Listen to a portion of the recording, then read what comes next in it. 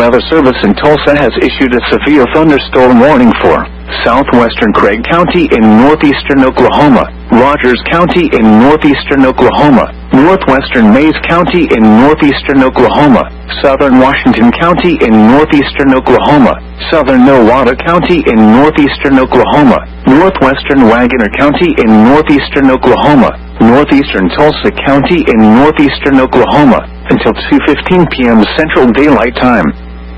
At 1:28 p.m. Central Daylight Time, a severe thunderstorm was located near Tulsa, moving northeast at 50 miles per hour.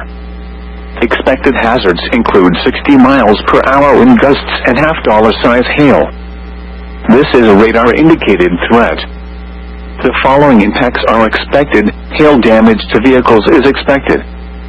Expect wind damage to roofs, siding, and trees. Locations in or near the path include New Alu, Broken Arrow, Collinsville, Verdigris, Tulsa, Claremore, Watova, Tulsa International Airport, Talala, Delaga, Chelsea.